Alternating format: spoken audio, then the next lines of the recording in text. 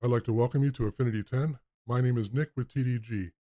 In this workshop series, we're going to be exploring the new Affinity 3.0 together to create a Layflat booklet and a saddle booklet in the same file. This is by far my most requested tutorial, and I wanted to wait until the newest version of Affinity was released so that we can explore it together when creating this project. This brings us to our first Toby tip of Affinity, and he would like to remind you that throughout this workshop, I will not be utilizing any of the AI features that are available to us in a premium Canvas subscription. So as long as you're even on the free version of Affinity, you will be able to follow along throughout every step of this project. On our workspace, you'll notice I have 3 presets already saved here from playing around with the settings of this project. We're going to go through and create one of these together so that you can follow along when setting up your project. We're going to go up underneath the new plus icon on the right hand corner, and we're going to go ahead and click on A4 just so I can reset all these parameters and go through them with you one by one. Underneath the document units, I want to change this down to inches. The DPI is set at 300, which is what we want for print output. I want the page width to be 9 inches, the page height to be 12 inches. I want to change the color format to CMYK8. The color profile is the default of US Web Coded Swap version 2 is what I want, but please make sure you change this based on your particular printer specifications. We do not need to worry about the transparent background or artboards for this. I do want to change my image placement to preferred length. This will be a very image heavy document. I do want to turn on import text files as linked. And preserve text styles, I'm going to leave turned off so that I have full control over the text style. Coming down to the multi-page option, we're going to turn this on. I want to make sure facing pages is turned on if it's not already. I do want the arrange set to horizontally, starting on the right-hand side, and we're going to go ahead and set 12 as the default page number. I'm also going to turn on a default master page, and we're going to turn on margins. Now, to clarify, I have already spoken with the print provider, which I always recommend you do prior to setting up your project to make sure you're setting it up within their specifications. Their specifications wanted me to set the margins at 1/8 of an inch. I feel that is way too narrow, and I never really feel comfortable doing that. So given the size of this booklet and how heavy image it's going to be, I'm going to go ahead and change this to be 0.75 inches. I'm also going to turn on the bleed, and they have the industry standard for bleed, which is 0.125 or 1/8 of an inch. And with these presets, you can now come up here and change this preset, and I can call this booklet lay flat and click on create preset. And now anytime you have to recreate this project later, you can simply come to your preset and click on that versus coming down here and having to modify all these once again, one by one.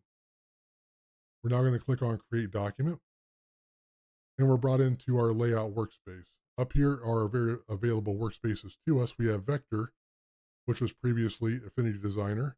We have Pixel, which was Affinity Photo, and Layout, which was Affinity Publisher, now just known as Layout, Pixel, and Vector, to quickly swap between these workspaces and get access to these tools. We'll cover these more in detail as we find a need for them in our project, but for now, we're going to simply double click on our master page A.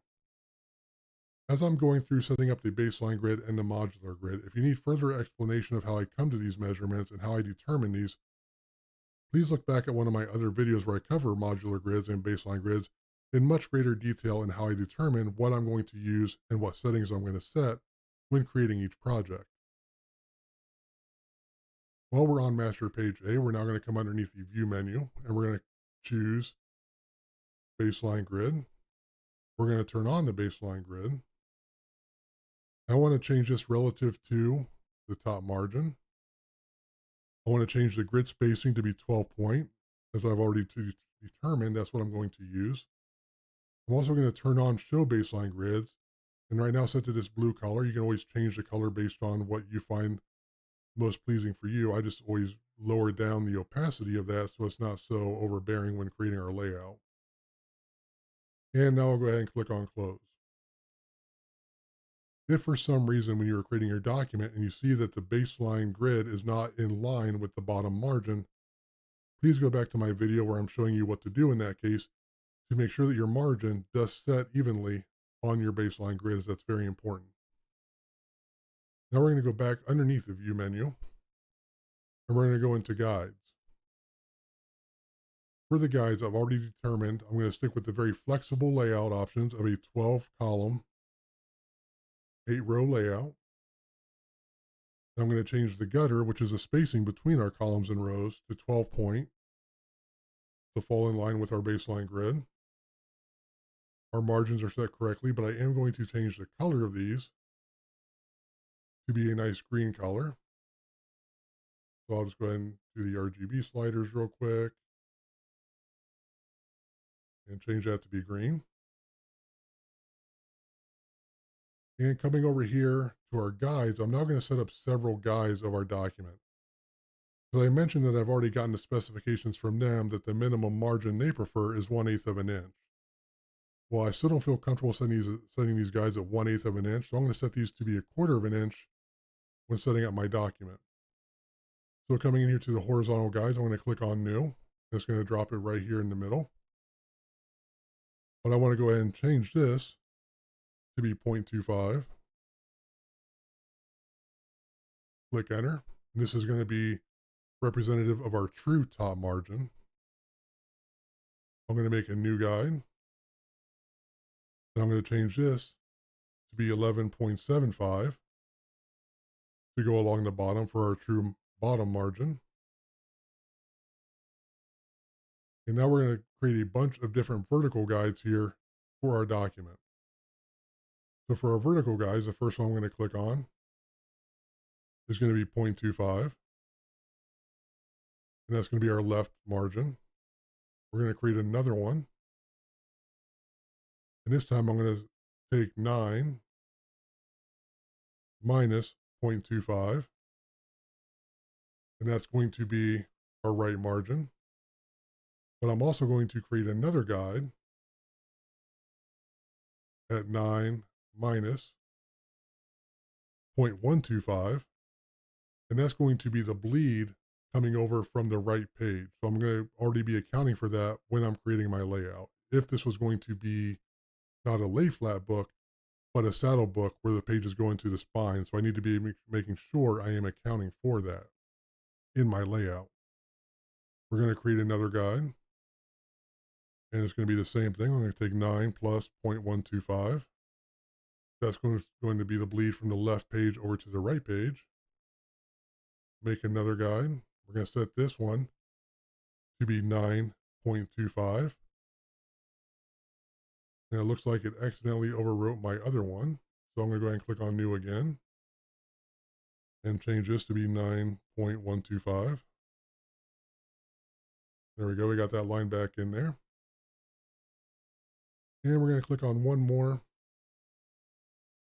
And we know we have 9 by 12, so we're going to have 18 minus 0.25. Give us our right margin. And one more, 18 minus 0.125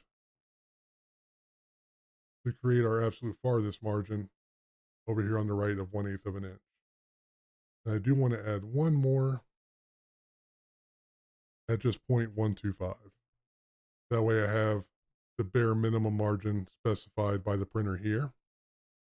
And while we're doing that, we'll just go ahead and add in another one at 0.125 for the top, and another one at 12 minus 0.125. Let Affinity do the math for us. And now we have all of our guides on our document. So if we're looking at these now, we have on the outermost edge, the minimum specified by the printer. The inner ones are what I feel comfortable using, which is the 0.25. On the inside, we have those margins set, as well as the bleed for the left and the right page. And we also have the bottom set for the minimum of 0.25 and 0.125. Stay tuned for the next session where you start setting up our paragraph styles and character styles on our master pages to start utilizing in our layout. I look forward to seeing you in the next episode.